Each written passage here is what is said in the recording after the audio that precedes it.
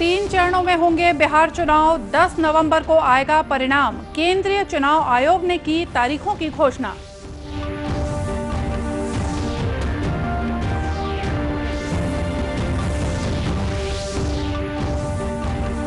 कृषि विधेयकों और श्रम कानूनों से किसानों और कामगारों को मिलेगा लाभ। पंडित दीनदयाल उपाध्याय की जयंती पर प्रधानमंत्री ने की भाजपा नेताओं से बात।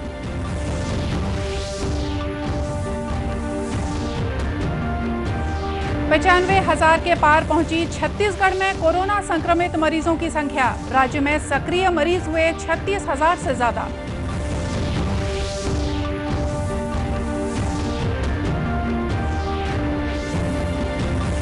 और कोरिया जिले के खाड़ा जलाशय फूटने पर जल संसाधन विभाग के 2 अधिकारी निलंबित।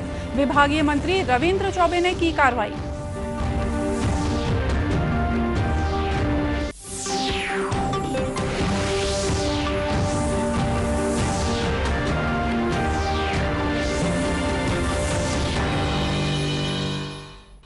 नमस्कार, आप देख रहे हैं दूरदर्शन समाचार। मैं हूं मोनिका शर्मा और आइए अब देखते हैं समाचार विस्तार से। केंद्रीय चुनाव आयोग ने बिहार चुनाव के लिए तारीखों का ऐलान कर दिया है। मुख्य चुनाव आयुक्त सुनील अरोड़ा ने कहा कि बिहार विधानसभा का सत्र 29 नवंबर को खत्म हो रहा है। कोरोना संक्रमण काल में यह सबसे बड़ा पहला चुनाव होगा। उन्होंने बताया कि बिहार में 3 चरणों में चुनाव होंगे।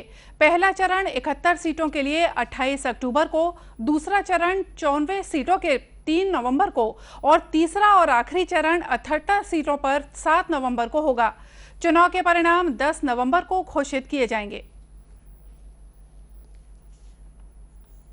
General elections to the Legislative Assembly of Bihar shall be conducted in 3 phases. In first phase, 71 assembly constituencies in 16 districts, including most of the LWE districts, will go for poll. It will be held in approximately 31,000 polling stations. In second phase, 94 assembly constituencies in 17 districts will go for poll. It will have approximately 42,000 polling stations. 78 assembly constituencies in 15 districts will go for poll. It will have approximately 15 districts. Third phase, 78 assembly constituencies in 15 districts will go for poll. It will have approximately 33.5 thousand polling stations. इस बार नए सुरक्षा मानकों के तहत चुनाव कराए जाएंगे। Polling बूथों की संख्या बढ़ाए जाने के साथ ही बूथों पर मतदाताओं की संख्या को कम किया जाएगा।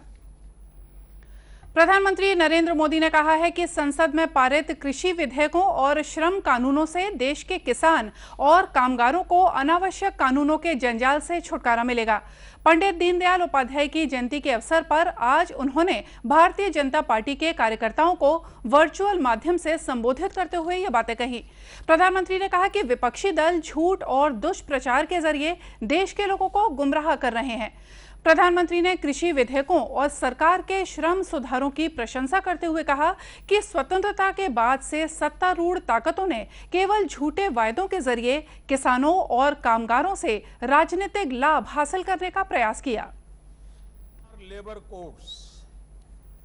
4 लेबर कोड्स के माध्यम से देश के श्रमिक साथियों को दर्जनों कानूनों के कुचक्र से बाहर निकालने का प्रयास हमने किया है। श्रमिकों के स्वास्थ्य, श्रमिकों की सुरक्षा, श्रमिकों की सुविधा और श्रमिकों के वेतन को लेकर अब कानूनों को सरल बनाया गया है, सहज बनाया गया है। नए कानूनों के माध्यम से देश के सभी करीब 50 करोड़ संगठित और असंगठित क्षेत्र के श्रमिकों को वेतन मिले और वो भी समय पर मिले, इसको कानूनी रूप से अनिवार्य कर दिया गया है। इधर छत्तीसगढ़ के दुर्ग और राजनांदगांव जिले में भी पंडित दीनदयाल उपाध्याय की जयंती पर विभिन्न कार्यक्रमों का आयोजन किया गया।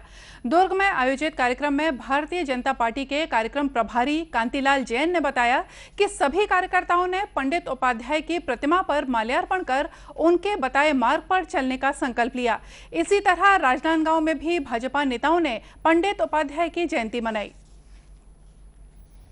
छत्तीसगढ़ में कोरोना संक्रमित मरीजों की संख्या 95,000 को पार कर गई है, जबकि कुल सक्रिय मरीजों की संख्या 36,000 से ऊपर पहुंच गई है। पिछले 24 घंटों के अंदर प्रदेश में 2,272 नए मरीजों की पहचान की गई है। इनमें रायपुर जिले में सबसे ज्यादा 410 मरीज मिले हैं, जबकि दुर्ग में 201, बिलासपुर में 244, राजनांदगांव में 113, बस्तर में 116, दंतेवाड़ा में 169 मरीजों की पहचान की गई है। वहीं एक दिन में अस्पताल से कुल 579 मरीजों को डिस्चार्ज किया गया है। स्वास्थ्य विभाग के आंकड़ों के मुताबिक प्रदेश में अब तक कुल 9,98,347 टेस्ट हो चुके हैं, जिनमें RT-PCR, ट्रूनॉट और रैपिड एंटीजन टेस्ट शामिल हैं। प्रदेश की तरह देश में भी कोरोना मरीजों की संख्या बढ़ती जा रही है। पिछले 24 घंटों में 86,052 नए संक्रमित मरीज मिले हैं। इस तरह देश में कुल संक्रमित मरीजों की संख्या 98,18,571 हो गई है। इनमें से 70,116 लोगों का इलाज चल रहा है, जबकि कुल 92,000 लोगों की मौत हो चुकी है। संक्रमित मरीजों की बढ़ती संख्या के बीच राहत भरी खबर यह है कि स्वस्थ होने वालों की दर में भी वृद्धि हो रही है। स्वास्थ्य मंत्रालय के अनुसार मरीजों के स्वस्थ होने की दर 81.74% हो गई है। वहीं बिहार, तमिलनाडु, पश्चिम बंगाल, राजस्थान और गुजरात राज्यों में स्वस्थ होने की दर 80% से ज्यादा है। कोरोना संक्रमण के कारण मरीजों की बढ़ती हुई संख्या को देखते हुए राज्य के कई जिलों में लॉकडाउन लगाया गया है। जांजगीर चांपा जिले के सभी 15 नगरीय निकायों और इससे लगे 37 गांव में आज से 1 सप्ताह का लॉकडाउन घोषित किया गया है। 1 अक्टूबर तक चलने वाले इस लॉकडाउन को लेकर प्रशासन ने कड़ा रुख अपनाया है। कलेक्टर यशवंत कुमार ने बताया कि इस बार किराना और सब्जी दुकानों को भी खोलने की अनुमति नहीं दी गई है। सिर्फ दवाइयों और दूध की दुकानों को शर्तों के साथ खोलने की अनुमति दी गई है। 15 नगरीय निकायों में कंटेनमेंट जोन घोषित किए गए हैं। इसके अलावा आसपास के ग्राम पंचायतों में भी जहां पे बहुत केसेस निकल रहे थे उनको भी कंटेनमेंट जोन घोषित किया गया है। जिन जगहों पे भी कंटेनमेंट जोन घोषित है वहां पे बिल्कुल आवागमन केवल इमरजेंसी चीज़ों के लिए, जैसे हॉस्पिटल जाना हो किसी को तो उसके लिए ही बस छूट दी गई है। उसके अलावा आवागमन बिल्कुल प्रतिबंधित है कंटेनमेंट जोन में। और हम लगातार भ्रमण कर भी रहे हैं और सभी जगह पे ड्यूटी भी लगी है, बैरिकेडिंग हुआ है और सभी जगह पे पूरी जिला प्रशासन, पुलिस प्रशासन बिल्कुल मुस्तैदी से काम कर रहा है। इसी तरह कोरिया जिले में भी 5 दिनों का लॉकडाउन घोषित किया गया है। 23 से 27 सितंबर तक चलने वाले इस लॉकडाउन को लेकर पुलिस और प्रशासन का अमला पूरी तरह से मुस्तैद है। जिले के कलेक्टर सत्यनारायण राठौर ने बताया कि लॉकडाउन के दौरान सिर्फ आवश्यक वस्तुओं में दूध और मेडिकल दुकानों को ही शर्तों के साथ खोलने की छूट दी गई है। 23 सितंबर से पूरे जिले, ब्लॉक मुख्यालय और बड़े कंटेनमेंट जोन बनाए गए हैं। लगभग सभी तरह के रहेंगे और इसमें सुबह 7 से 10 फल, दूध और इसके अतिरिक्त मेडिकल जो दुकानें हैं वो खोले रह सकते हैं। और जहाँ तक चूँकि काफ़ी फैल रहा था पूरे जिले में भी, जिसके कारण उनकी ये कंटेनमेंट जोन के लिए आदेश जारी किया गया। जिले में सेकेंड स्तर पर क्या पहल किया था?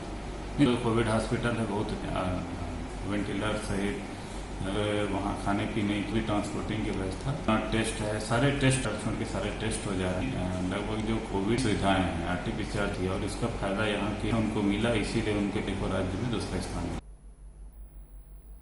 श्री राठौर ने बताया कि जिले के चिकित्सकों के बेहतर काम के कारण कोरिया जिले में कोरोना मरीजों के ठीक होने की दर 80% तक पहुंच गई है, जो कि पूरे प्रदेश में दूसरे नंबर पर है। उन्होंने इसके लिए स्वास्थ्य विभाग की पूरी टीम के साथ जिले की जनता को बधाई भी दी। कोरोना वायरस के प्रति लोगों में जागरूकता लाने के लिए और उनकी रोग प्रतिरोधक क्षमता को बढ़ाने के लिए प्रदेश भर में काढ़ा वितरण अभियान चलाया जा रहा है। आयुष विभाग के निर्देश पर चलाए जा रहे इस अभियान के तहत आम लोगों के अलावा अस्पतालों में बढ़ती कोरोना मरीजों को भी ये काढ़ा पिलाया जा रहा है। दुर्ग स्थित जिला आयुर्वेदिक चिकित्सालय में भी विभाग की गाइडलाइंस के तहत काढ़ा तैयार कर मरीजों को पिलाया जा रहा है।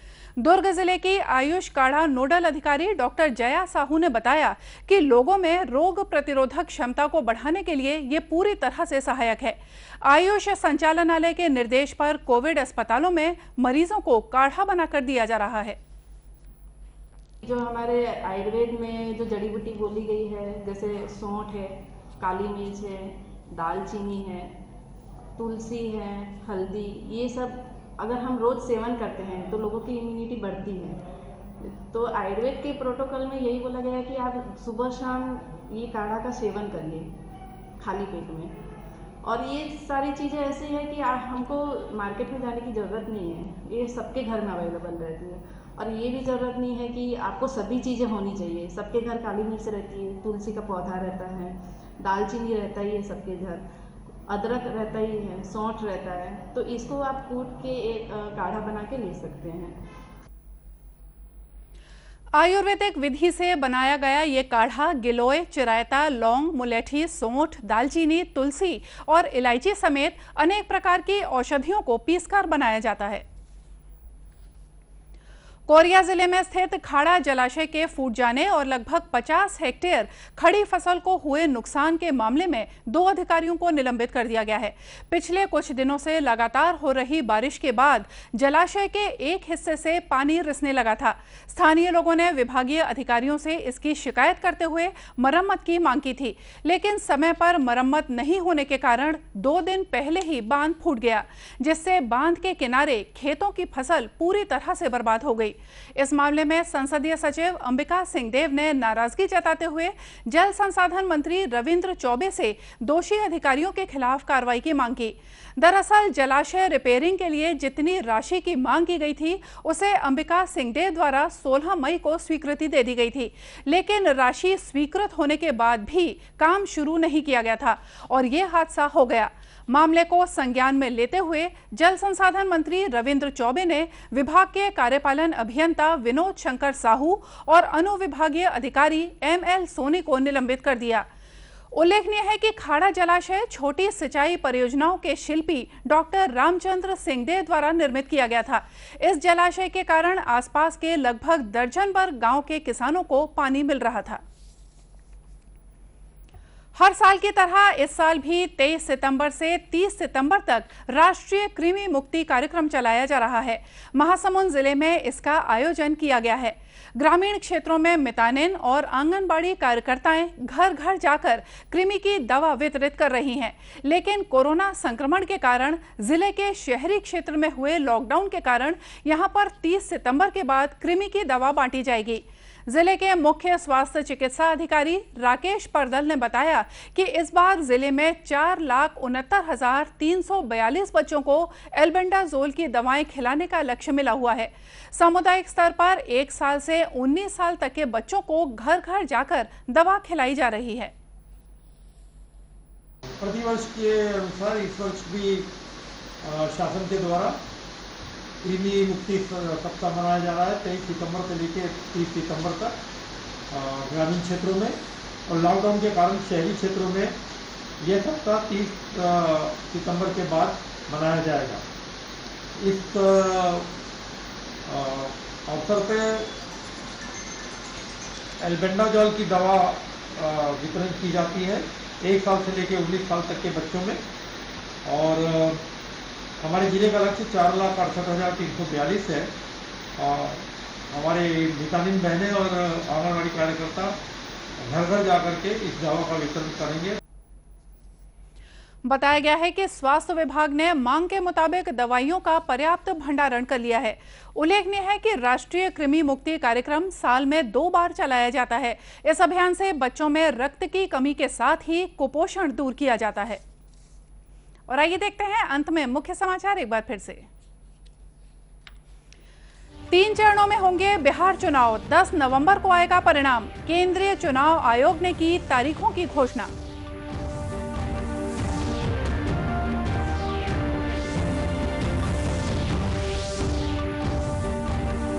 कृषि विधेयकों और श्रम कानूनों से किसानों और कामगारों को मिलेगा लाभ। पंडित दीनदयाल उपाध्याय की जयंती पर प्रधानमंत्री ने की भाजपा नेताओं से बात।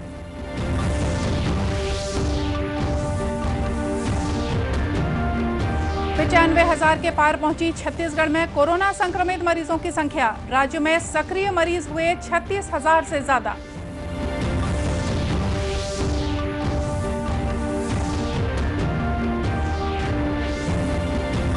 और कोरिया जिले के खाड़ा जलाशय फूटने पर जल संसाधन विभाग के 2 अधिकारी निलंबित। विभागीय मंत्री रविंद्र चौबे ने की कार्रवाई। और इसी के साथ ये समाचार बुलेटिन यही समाप्त हुआ। नमस्कार।